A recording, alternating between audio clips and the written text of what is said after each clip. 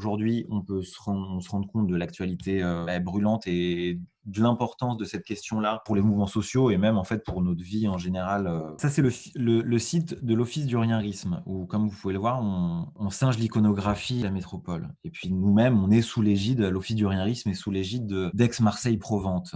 Monopole. Alors, en bas, vous pouvez voir, il y a 3 onglets. Donc capitale, on va tout de suite aller sur la capitale de la surveillance et voilà, nous, on a fait un petit travail de recueil de données et de visualisation de données pour donner un petit peu des billes et donner un petit peu une idée de ces questions-là et aussi de se réapproprier ces questions-là parce que c'est souvent des questions dont les citoyens dans l'exercice de la démocratie locale sont pas du tout au courant et c'est souvent des questions qui font encore plus peut-être pour la surveillance, c'est, souvent des questions qui font pas du tout l'objet vraiment de concertation ou vraiment de débat public et donc l'enjeu peut-être ici aussi sur la surveillance, c'est qu'il y a un vrai débat. À Marseille, on peut d'une certaine manière, il va peut-être y avoir ce débat et peut-être c'est une brèche dans laquelle il faut s'engouffrer parce qu'il y a eu l'équipe municipale a en tout cas annoncé un moratoire début octobre sur l'usage de la vidéosurveillance. Je vais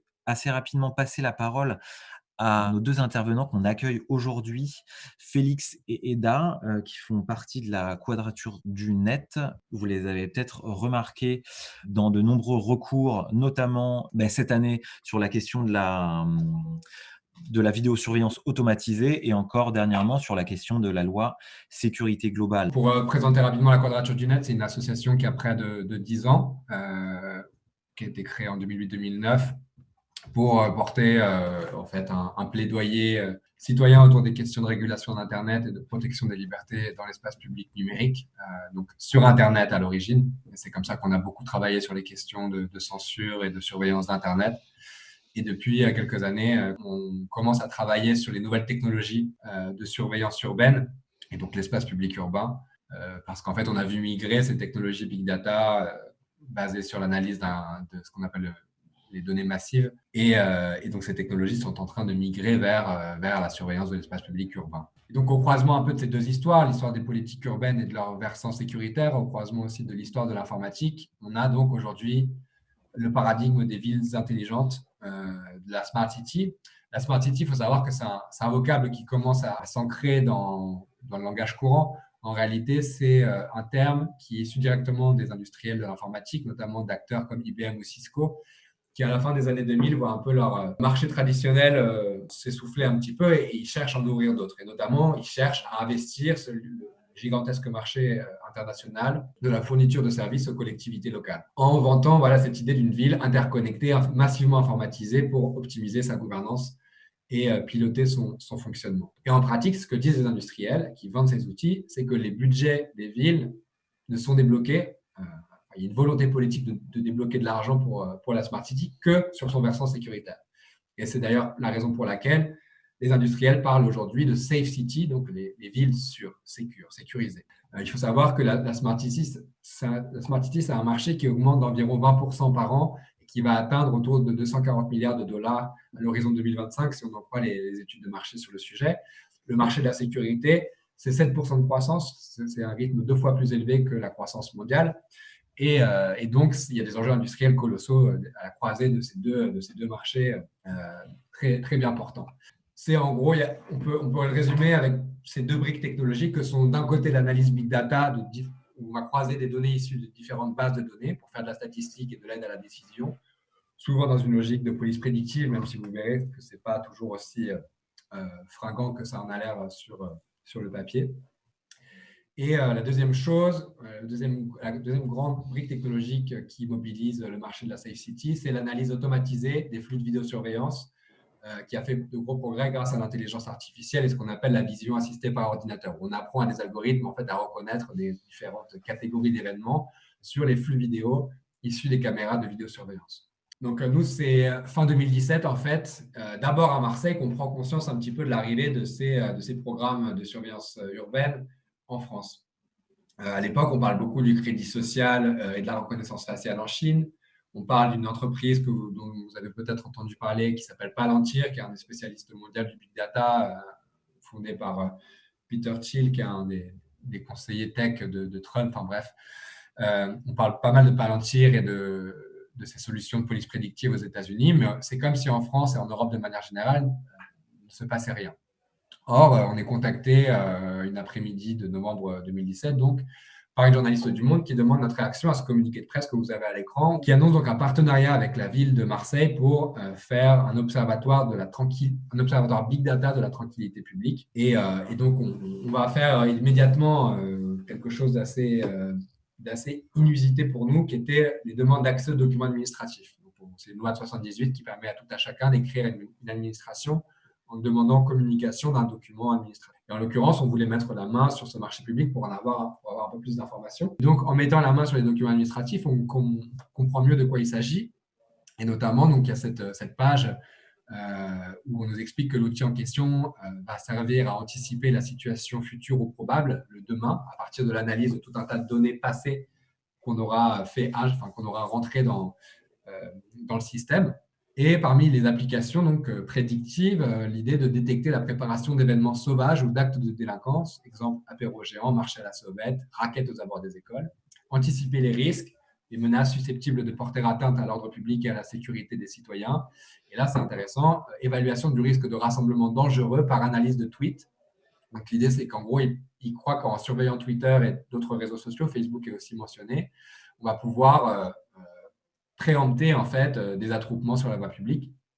Et il s'agit donc, on le lit là, d'identifier des acteurs qui parlent, qui agit, qui interagit avec qui sur les réseaux sociaux. Donc parmi toutes les bases de données que l'algorithme va mouliner pour proposer ses recommandations, il y a aussi le web. Ce n'est pas mentionné là, mais évidemment dans les statistiques et les données très intéressantes pour un outil de ce type, il y a toutes les statistiques nationales de la délinquance qui sont non pas aux mains de la ville, mais aux mains du ministère de l'Intérieur. Et donc, il y a eu, dans le cadre de ce projet, qui a commencé en 2018 et qui se termine là dans les semaines à venir, il durait 3 ans, il y a un partenariat avec le ministère de l'Intérieur, une convention pour échanger des données. En fait, en gros, que le ministère de l'Intérieur donne ces données, notamment ces statistiques relatives à la délinquance, à la ville de Marseille, et qu'en retour, la ville de Marseille offre au ministère de l'Intérieur un accès à cet outil. En fait, ce type d'outil, ça renforce les formes de surpolisarisation de certains quartiers, parce qu'on va avoir plus de données sur les quartiers où les patrouilles de police patrouillent le plus, ce qui va en fait renforcer des formes de policiarisation différenciées selon les quartiers, donc selon notamment les populations précaires, racisées, marginalisées, les populations pauvres. Et le deuxième autre projet qui nous intéresse beaucoup dans le cadre de la campagne Technopolis sur laquelle Eda reviendra et les types d'actions qu'on met en œuvre, c'est la vidéosurveillance automatisée. Je vous en ai dit un mot. Et là aussi, il y a un projet de ce type en cours à Marseille. Et donc là, l'idée, c'est de coupler ces capteurs vidéo avec des algorithmes d'analyse automatisée. Il y a un grand nombre de fonctionnaires de police municipale qui sont payés à scruter les milliers, les centaines en tout cas de flux vidéo. Et l'idée, c'est de faire en sorte que ce travail d'analyse puisse être facilité, complété par une analyse automatisée qui va ensuite envoyer des alertes aux opérateurs. Et dans les fonctionnalités, donc en haut, le premier tableau, c'est les choses qu'ils veulent mettre en œuvre dès à présent. Et le tableau en bas, c'est les fonctionnalités qui seraient ajoutées dans un futur plus ou moins proche. Donc, ce type de technologie, elles vont venir en fait automatiser les formes de surveillance policière, donc les faire passer à l'échelle quelque part, les démultiplier. Donc, clairement, il faut se poser la question de combien de fonctionnaires de police il aurait fallu recruter pour en gros produire le même travail que ces algorithmes automatisés réalisent. C'est aussi une manière de se rendre compte à quel point en fait ce type de technologie, en démultipliant la force de frappe de la police, quelque part, recrée un état de police. Et évidemment, ce type d'application, là, nous, c'est ce qu'on appelle la vidéosurveillance automatisée. Et c'est très proche, en fait, techniquement, de la reconnaissance faciale, qui se déploie aussi dans les hubs de transport en France, qui est déjà largement utilisée par la police pour identifier des suspects ou des militants politiques en manifestation. Et pour finir, c'est quelque chose que je dis souvent, un peu pour faire sentir le danger que représente ces technologies, c'est notamment la reconnaissance faciale, c'est se poser la question de ce qui se serait passé si ces technologies avaient été massivement déployées au début des années 40, lorsque certains de nos grands-parents, en tout cas, rejoignaient les réseaux de la résistance et entraient en clandestinité. Avec ces technologies disséminées partout dans l'espace public, la clandestinité, l'anonymat dans l'espace public urbain devient tout simplement impossible, et donc des formes de résistance qui sont essentielles en fait à la sauvegarde de formes de vie démocratique deviennent impossibles. Revenir très rapidement peut-être sur l'actualité de ces projets à Marseille. Où est-ce qu'on en est? Tu parlais du projet d'observatoire, de la tranquillité publique big data et d'un projet de vidéoprotection intelligente ou de vidéosurveillance automatisée. Où est-ce qu'on en est dans l'application de ces projets-là? Avant les élections, le Printemps marseillais s'était engagé à un moratoire, sur le déploiement des caméras de surveillance. Donc on a su après l'élection que, vu qu'ils ne pouvaient pas, annuler les marchés en cours, ils vont donc continuer le déploiement, de ces 1 500 caméras, en sachant qu'actuellement on en est à peu près à 1 100. Et au dernier conseil municipal qui a eu lieu il y a 3 jours, le 23 novembre, on a voté un rapport qui en fait, vote le maintien, de ces 1 500 caméras. Donc c'est le rapport 72. Alors c'est cette phrase-là, je la surligne: «Ainsi, si le déploiement a vocation à être dorénavant contenu, l'outil vidéo existant doit néanmoins poursuivre sa mission d'appui auprès des effectifs de web public». Du coup, là, dans ce rapport, on ne parle pas de moratoire, on parle de déploiement, contenu, et le rapport vote donc, l'appel d'offres pour, le maintien des caméras, des 1 500 caméras. Par contre, on n'a rien sur le qu'est-ce qui va devenir, du big data de la tranquillité publique? On ne sait pas encore, et on ne sait rien non plus sur, qu'est-ce qu'il en est de la vidéosurveillance automatisée, dite intelligente, dans la ville. Au mois de mars, donc juste avant le premier tour des municipales, avec d'autres associations marseillaises, on a fait une lettre ouverte à la destination des équipes en lice pour les municipales, en leur demandant de s'engager à retirer les projets Observatoire Big Data de la tranquillité publique, l'outil de police prédictive et le système de vidéosurveillance automatisée, et à conduire, enfin, à adopter en effet un moratoire sur la vidéosurveillance, avec surtout un audit citoyen permettant d'évaluer son efficacité, parce qu'en fait, comme le rappelle un récent rapport de la Cour des comptes, la vidéosurveillance, c'est une politique publique qui, à l'échelle de la France entière, extrêmement dispendieuse. On a dû dépenser des centaines, et ça doit se compter en quelques milliards d'euros d'argent public pour installer ces caméras, pour en fait des résultats qui semblent complètement dérisoires au regard des sommes consacrées.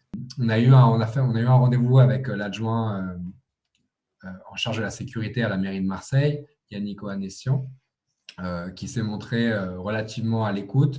Pour vous dire où ça en est, donc le projet Observatoire Big Data, l'expérimentation est censée se terminer là à la fin de l'année. Les quelques informations qu'on a, c'est que l'outil en fait permet de pas faire grand-chose, et que la collaboration entre la police municipale, le ministère de l'Intérieur et d'autres partenaires, c'est pas vraiment faite. Donc là, en l'état, le prototype semble pas vraiment avoir fait ses preuves. Et pour la vidéosurveillance automatisée, en fait, on a fait un recours en référé l'hiver dernier à la Quadrature du Net avec la Ligue des droits de l'homme, pour s'opposer à l'expérimentation donc, de cet algorithme d'analyse automatisée qui devait tourner en fait sur 50 caméras situées dans le centre-ville de Marseille. On a perdu pour des raisons de procédure ce recours en référé, donc en urgence, où en fait ça permet d'obtenir une décision très rapidement. Mais par contre, ça a quand même refroidi la ville de Marseille, et donc ils ont décidé de faire une étude d'impact. Les dernières informations qu'on a là, qui datent d'il y a quelques semaines, c'est que la CNIL leur a renvoyé leur copie en leur disant que l'étude d'impact n'était ni faite ni à faire. Elle n'était pas du tout précise, elle analysait très mal les tenants et les aboutissants techniques du projet et ses conséquences sur le plan de la protection des données personnelles, puisqu'on se situe dans ce cadre juridique-là. Et donc voilà, à ce stade, le projet, le VSA n'a pas été mis en place, il reste suspendu à ces études d'impact, et on ne sait pas trop ce qui va en advenir. Et on travaille, pour tout vous dire, à un nouveau recours au fond cette fois-ci, donc pas en urgence, pour dénoncer l'illégalité de ce type de projet, avec l'idée aussi que ça puisse servir de leçon, et en tout cas d'avertissement à d'autres villes françaises comme Toulouse, Nice. On va passer à un petit segment sur les outils utilisés par la campagne Technopolis. Donc la campagne a été lancée en 2019, et elle vise à documenter et à analyser, les outils de vidéosurveillance et de technopolis dans les villes en France. Parce que globalement, on remarque qu'en fait, on a un manque de transparence, sur, tous ces projets-là. Donc on s'est dit: «On va lancer un outil, collaboratif pour un peu creuser, analyser et documenter toutes ces choses-là». Donc, les résultats, un peu plus d'un an, après, c'est qu'on a pu documenter, donc là, vous voyez la technocarte, on appelle ça nous, toutes les villes, qu'on a pu documenter, un peu précisément, à coup de demande CADA, à coup de de regarder les conseils municipaux et cetera. Mais la plupart du travail va vraiment se faire sur le forum ici où, on va en fait pouvoir, justement, de façon collaborative, creuser un peu chacun dans sa ville et dire, «Bah, je voudrais faire une demande, de documents, administratifs dans ma ville par rapport à des caméras, que j'ai vues dans ma ville. Est-ce que vous pouvez m'aider? À qui je l'adresse?» et cetera. Donc on va pouvoir en discuter là. On va pouvoir discuter aussi de toutes les villes, de tout ce qui se passe dans chaque ville. On va pouvoir discuter des stratégies de mobilisation, qu'est-ce qu'on peut faire, s'il y a des conférences, s'il y a des choses, organisées. Donc c'est vraiment un endroit pour, s'informer, pour se tenir au courant, pour, construire ensemble de la documentation, des analyses et cetera. Technopolis.fr, ça va être un endroit où on va centraliser, toutes les données, les documents qu'on a reçus, qu'on a soit reçus suite à une demande de CADA, de documents administratifs, soit qu'on a trouvé, qu'on a pioché à droite à gauche. Donc sur le site, en allant sur Se mobiliser, on a construit en fait un ensemble d'outils, pour, s'informer. Ensuite, on n'a pas que ça, on a aussi des actions, plus militantes, et artistiques aussi. Là, c'est des actions jointes avec d'autres associations marseillaises, à l'appel contre la réintoxication du monde, où on avait participé. Donc il s'agissait de détourner des pubs, dans l'espace public et d'en faire des œuvres artistiques. Il y a des projets qui consistent à documenter, où se trouvent les caméras et à les noter précisément sur des cartes. On appelle ça la cartographie. Donc par exemple, Surveillance Under Surveillance, c'est un site internet qui permet de visualiser en fait les caméras que les gens ont mis. C'est basé sur OpenStreetMap, donc la carte, collaborative, ouverte, participative.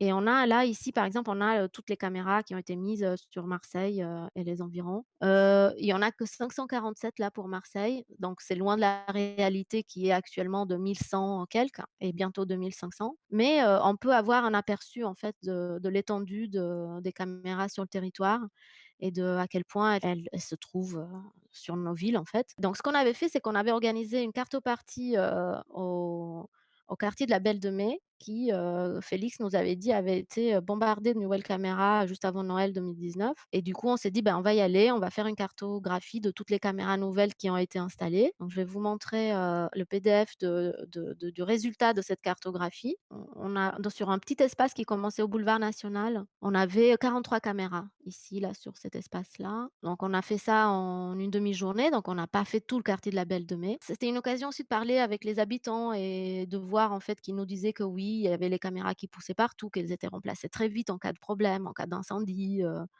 que de l'autre côté, il manquait cruellement d'espaces verts, d'espaces culturels et voilà, on sait que c'est un des quartiers, les plus pauvres de Marseille. Donc la ville, elle avait sorti un dépliant où elle donnait le coût, d'installation d'une nouvelle caméra et ensuite le coût de maintien et donc on avait fait les calculs juste pour ces 43 caméras-là sur la Belle de Mai. Donc ça, c'est les coûts pour une caméra ici que je vous montre. Donc voilà, donc pour une caméra, on a un travaux d'installation de 20 à 25 000 €. Donc ça, c'est les frais de location et les frais d'entretien, donc de maintien de cette caméra, ils s'élèvent à 4 600 € par an. Donc juste pour cette zone-là de 43 caméras, qui ne couvrent pas tout le quartier de la Belle de Mai, mais juste une partie, on a un coût moyen de fonctionnement annuel de presque 200 000 € et le coût, d'installation, lui, il s'élève à 1 million d'euros.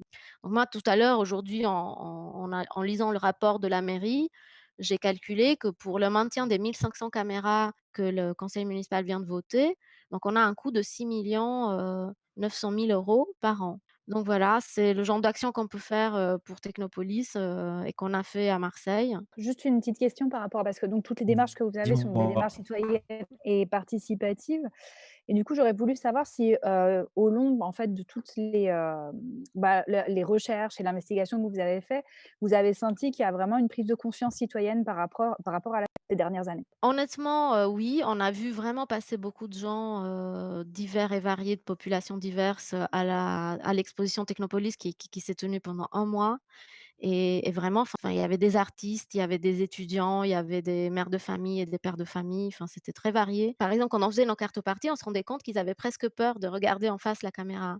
Ils nous demandaient: «Mais qu'est-ce que vous faites?» et nous, on leur disait: «Ben, on regarde, on relève, l'emplacement de cette caméra qui nous surveille parce qu'on n'a pas les informations. On voudrait, nous, les relever à la place de la mairie qui nous les donne pas». Et du coup, ils disaient: «Mais vous avez pas peur?» et il y avait ce regard un petit peu de on a peur de lever les yeux et de regarder qu'il y a cette caméra qui nous regarde en permanence. Donc ça, c'était intéressant à voir et du coup de se rendre compte qu'en fait, on est surveillés et on a peur de lever les yeux et de se dire: «Mais pourquoi on est surveillé?» Il y a ceux aussi qui pensent que c'est des lampadaires. Il y a ceux qui ne le savent pas et qui se disent: «Ah, mais je pensais que c'était un lampadaire, hein». Donc oui, on a eu des populations très diverses et variées et qui se disent tous très étonnés que ce soit là. Quand on leur donne les chiffres que ça coûte, ils sont assez étonnés et en plus, ils se disent: «Mais à quoi ça sert?» On se demande à quoi ça sert et c'est vraiment la question qu'on se pose tous. Enfin, à quoi ça sert? Est-ce qu'il y a eu des études de l'efficacité et de l'impact de ces caméras-là?